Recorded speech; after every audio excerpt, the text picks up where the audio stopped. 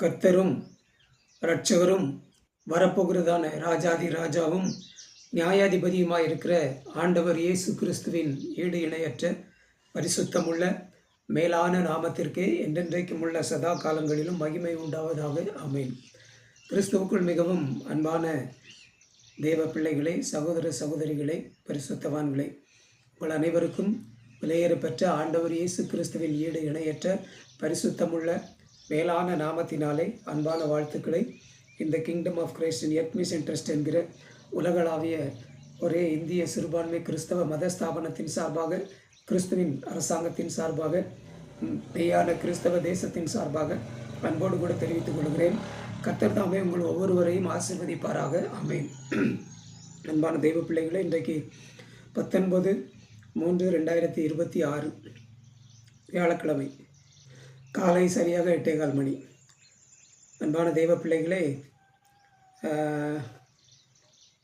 கடந்த சில நாட்களாக இந்த kingdom of Christ in earth mission trust பெயரில்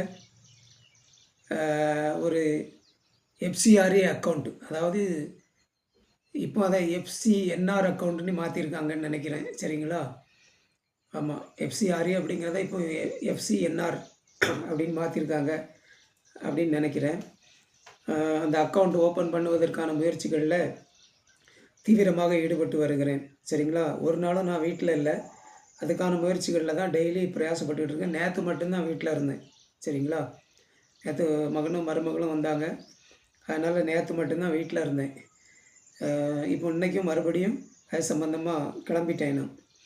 அன்பான தெய்வ பிள்ளைகளே, களக்காடு எஸ்பிஐ பேங்க் மூலமாக, ஸ்டேட் பேங்க் ஆஃப் இந்தியா அந்த பிரான்ச் மூலமாக டெல்லியில் இருக்கிற அந்த குறிப்பிட்ட பிரான்ச்சில் இந்த எஃப்சிஆர்ஏ அக்கௌண்ட் இந்த ட்ரஸ்ட் பேரில் ஓப்பன் பண்ணணும். அதுக்கு நான் டெல்லிக்கெலாம் போக வேண்டிய அவசியம் இல்லை. சரிங்களா? இந்த களக்காட்டில் இருக்க பிரான்ச்சில் இருந்தே அந்த மேனேஜர் மூலமாகவே அதெல்லாம் பண்ணணும் அப்படிங்கிறது எனக்கு எல்லாமே இமெயிலில் எனக்கு அதெல்லாம் வழிகாட்டல் கொடுத்துட்டே இருக்காங்க. அன்பான தெய்வ பிள்ளைகளே, சரிங்களா? எல்லாமே பயங்கரமான போராட்டம் தான். சரிங்களா? அவ்வளோ ஈஸியாலாம் இல்லை, போராட்டம் தான். அந்த எஃப்சிஆர்ஏ அக்கௌண்ட் ஓப்பன் பண்ணுறதுக்கான அந்த படிவமே, அந்த ஃபார்மே கொடுக்க மாட்டேன்ட்டாங்க. அன்பானவர்களே, யாருமே வாங்க முடியாது, 2-3 ட்ரஸ்ட்டுக்குள்ளே அந்த டாக்குமெண்ட்ஸ் எல்லாமே இங்கே அவருக்கு வச்சுருக்காங்க. ஆனால் யாருக்குமே அது ஃபார்ம் கொடுக்கக்கூடாதுன்னு சொல்லி ஸ்டேட் பேங்க் ஆஃப் இந்தியா அங்கே மேலிடத்துலேருந்து அவங்களுக்கு உத்தரவாம். அந்த ஃபார்ம் வாங்குறதுக்கே நான் ரொம்ப கஷ்டப்பட்டேன், படாத பாடுபட்டேன். அன்பானவர்களே, சரிங்களா? வாங்கி ஃபில்லப் பண்ணி அதெல்லாம் ரெடி பண்ணியிருக்கேன். ஆகவே அந்த அக்கௌண்ட் ஓப்பன் பண்ணதுக்கு Kalakkad state bank of India பிரான்ச்சில் எனக்கு ஒரு அக்கௌண்ட் இருக்கணும் அப்படிங்கிறாங்க. சரிங்களா? ஆமாம், அதில் ஏற்கனவே பைசா ரொம்ப கட் பண்ணுறாங்க அப்படின்னு சொல்லி நான் வச்சுருந்த அக்கௌண்ட்டை க்ளோஸ் பண்ணிட்டேன். ஒரு 4-5 மாதத்துக்கு முன்னாடி க்ளோஸ் பண்ணி கங்கனாங்குளம் இந்தியன் பேங்க்கில் நான் அக்கௌண்ட் ஓப்பன் பண்ணியிருந்தேன் என் பேருக்கு. அன்பானவர்களே, சரிங்களா? ஆனால் இப்போது இங்கே அக்கௌண்ட் ஓப்பன் பண்ணணும், உங்கள் பேரில் ஒரு சேவிங்ஸ் அக்கௌண்ட் இருக்கணும் அப்படிங்கிற மாதிரி சொன்னாங்க. அதனால் நான் அங்கே புதுசாக ஒரு அக்கௌண்ட் ஓப்பன் பண்ணால் மெயின்டைன்ஸ் பண்ண முடியாது. அங்கே ஒரு அக்கௌண்ட்டு, இங்கே ஒரு அக்கௌண்ட்டு மெயின்டைன்ஸ் பண்ண முடியாது என்னால், ஏன்னா அதுக்கு வருமானம் இல்லை. ஆகவே கடந்த ஒரு சில நாட்களுக்கு முன்பாக இந்தியன் பேங்க்கில் எனக்கு இருந்த பர்சனல் அக்கௌண்ட்டை க்ளோஸ் பண்ணாக்கு ஏற்பாடு பண்ணி அதை க்ளோஸ் பண்ணேன்.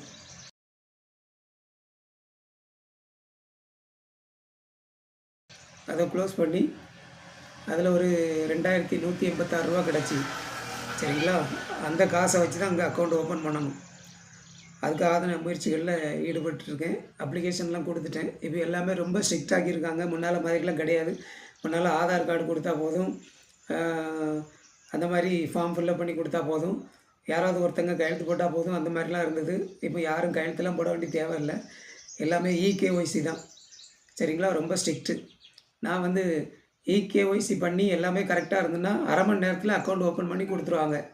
ஆனால் நான் வந்து ஏற்கனவே இருந்த அக்கௌண்ட்டை க்ளோஸ் பண்ணியிருக்கிறதுனால திரும்ப அந்த ஃபார்ம்லாம் ஃபில்லப் பண்ணி கொடுத்து 1 வாரம் ஆகும் அப்படின்ட்டாங்க.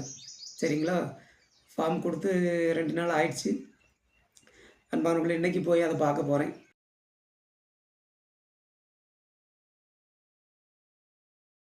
சரிங்களா? அந்த அக்கௌண்ட் ஓப்பன் பண்ணி அதுக்கப்புறம் அதுக்கான முயற்சிகளை மேற்கொள்ளணும். அன்பான தெய்வ பிள்ளைகளே, நான் வீட்டில் சும்மாலாம் இல்லை. அது சம்மந்தமாக தான் பிரயாசப்பட்டுக்கிட்டு இருக்கேன், அலைஞ்சிட்டு இருக்கேன். அம், அப்புறம் அம், எலெக்ஷன் வரப்போகுது, சரிங்களா? ஓட்டு போடுறதுக்கான காரியங்கள்லையும் எனக்கும் என்னுடைய பையனுக்கும் செய்ய வேண்டிய எல்லாத்தையும் நான் செஞ்சு முடிச்சிட்டேன், சரிங்களா? ஆமாம், எனக்கும் என் பையனுக்கும் இப்போ உள்ள புது எபிக்கு ஓட்டர் ஐடி அந்த கார்டு வந்துருச்சு, சரிங்களா? இப்போ உள்ள லேட்டஸ்ட்டாக உள்ளது எல்லாமே ஆன்லைனில் உள்ளது இப்போ. பழைய மாதிரி கிடையாது. ஒருவேளை பழைய ஓட்டர் ஐடிலாம் இருந்தாலும் அந்த ஓட்டர் ஐடியை வச்சு இப்போவும் ஓட்டு போட முடியாது அன்பானவர்களே. பயங்காட்டுறேன்னு நினைக்காதீங்க, நான் நடைமுறையே சொல்கிறேன், சரிங்களா? ஏன்னா பழைய ஓட்டர் ஐடி வந்து ஆன்லைனில் உள்ளது கிடையாது. இப்போ வந்து எல்லாமே ஆன்லைனுக்கு மாற்றிருக்காங்க, சரிங்களா? ஆகவே உங்கள் ஆதார் கார்டு முதற்கொண்டு எல்லாத்தையுமே ஆன்லைனில் அவங்க வெரிஃபை பண்ணும்போது கரெக்டாக இருந்தால் தான் ஓட்டு போட முடியும், இல்லைன்னா போட முடியாது அன்பானவர்களே. ஆகவே அதுவும் நான் ரெடி பண்ணிட்டேன். பையனுக்கும் எனக்கும் அந்த புது ஓட்டர் ஐடிலாம் வந்துருச்சு.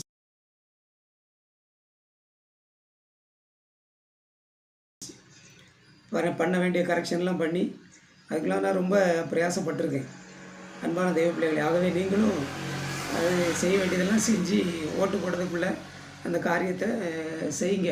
இனி நாள் இல்லை. நம்ம ஓட்டு போட முடியாமல் ஆயிடுச்சு அப்படின்னு சொன்னால் நம்ம இந்திய குடியுரிமை இழந்துட்டோம் அப்படிங்கிறத புரிஞ்சுக்குங்க. இதெல்லாம் உங்களுக்கு உங்கள் பாஸ்டர்மாரெலாம் யாருமே சொல்ல மாட்டாங்க. ஏன்னா அவங்களே அதுக்குரிய காரியத்தெல்லாம் எதுவும் பண்ணலை, அப்புறம் எங்கே சொல்லுவாங்க? ஆகவே அன்பானவர்களே, எச்சரிக்கையாக இருங்க, விழிப்பாருங்க அப்படிங்கிறதுக்கு தான் நான் இதெல்லாம் சொல்கிறேன். ஏன்னா இப்போ எல்லாமே ரொம்ப ஸ்ட்ரிக்ட் ஆக்கியிருக்காங்க. அதுதான் நான் சொல்லிகிட்டு இருக்கேன். அன்பான தெய்வ பிள்ளைகளை, யாரையும் பயமுறுத்தணும் அப்படின்னு நான் சொல்லலை, சரிங்களா? ஒரு நல்ல நோக்கத்தோடு தான் நான் இதெல்லாம் சொல்லிகிட்டு இருக்கேன். ஆகவே செய்ய வேண்டிய காரியங்கள்லாம் செய்யுங்க அன்பான தெய்வ பிள்ளைகளை. இப்பொழுதும் நான் இந்த பேங்க்கில் போய் இந்த காரியங்களை பார்க்குறதுக்கு என்ன ஆயிருக்குது, என்ன அதெல்லாம் கேட்குறதுக்கு நான் போயிட்டுருக்கிறேன். ஏற்கனவே எஃப்சிஆர்ஏ அக்கௌண்ட் டெல்லியில் ஓப்பன் பண்ணதுக்கு நீங்கள் கரண்ட் அக்கௌண்ட்டு ஓப்பன் பண்ணணும் ட்ரஸ்ட் பேரில் அப்படின்னாங்க. அதுவும் போராட்டம் தான், மிகுந்த போராட்டம் தான் அன்பானவங்களே. எதுவுமே ஈஸியாக கிடையாது. நான் சொன்னேன், ஏற்கனவே ட்ரஸ்ட் பேரில் நான் அக்கௌண்ட் வச்சுருக்கேன், அப்புறம் இங்கே ஒரு அக்கௌண்ட் ஓப்பன் பண்ணால் இங்கே 2 அக்கௌண்ட் ஆயிரும்ல அப்படின்னு. இல்லை அது பிரச்சனை இல்லை அப்படின்னாங்க. இல்லை பிரச்சனை தான் எனக்கு. ஏன்னா நான் ஏற்கனவே வச்சுருக்கிற இந்தியன் பேங்க்கில் வச்சுருக்கிற ட்ரஸ்ட் அக்கௌண்ட்டை வச்சு தான் நான் 12A ஃபார்ம் வாங்கியிருக்கேன். அதாவது இப்போ வந்து 10AC மாற்றிருக்காங்க. அதை 10AC ஃபார்ம் வாங்கியிருக்கேன். அந்த அக்கௌண்ட்டை வச்சு தான் நான் வந்து ஐடிஆர் ஃபைல் பண்ணிகிட்ருக்கேன். இதெல்லாம் எல்லாமே நான் செயல்படுத்திகிட்டு இருக்கேன் அப்படிங்கும்போது நான் இங்கே இன்னொரு அக்கௌண்ட் ஓப்பன் பண்ணும்போது அது 2 அக்கௌண்ட் ஆகுமே. அப்புறம் அந்த அக்கௌண்ட்டில் இருக்கிற இதெல்லாம் மாற்றதுக்கு நான் இன்னும் அதுக்கப்புறம் ரொம்பலாம் கஷ்டப்படணும், அதெல்லாம் நடக்குமா?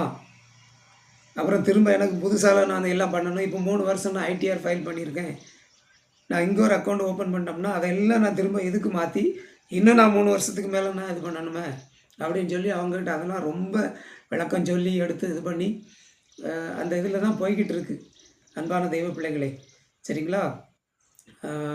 இதுவுமே எனக்கு அந்த எஃப்சிஎன்ஆர் அக்கௌண்ட்டு டெல்லியிலேருந்து வந்ததுக்கப்புறம் தான் அதுவுமே உறுதி, சரிங்களா?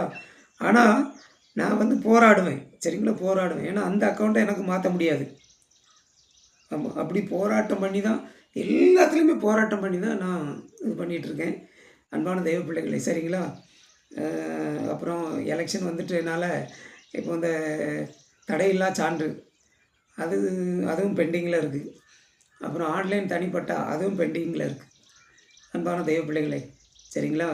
இப்படி எல்லா வேலையும் போட்டு நான் செஞ்சிட்ருக்கேன். இது எல்லாமே எதுக்காக அப்படின்னு சொன்னால், இந்த kingdom of Christ in earth mission trust அப்படிங்கிற இந்த கிறிஸ்துவின் ராஜ்யம் இந்த பூமியில் சட்டபூர்வமாக ஸ்தாபிக்கப்படணும் அப்படிங்கிறதுக்கு தான் அன்பான தெய்வ பிள்ளைகளே, சரிங்களா?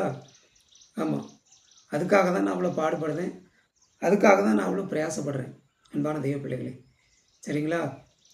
ஜோம்னிக்குங்க, முடிஞ்சால் ஆண்டவர் உங்களோடு பேசினா தேவையான உதவிகளை செய்யுங்க.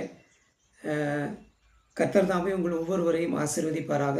ஆமேன், amen, amen. Praise the Lord. Thank you Jesus.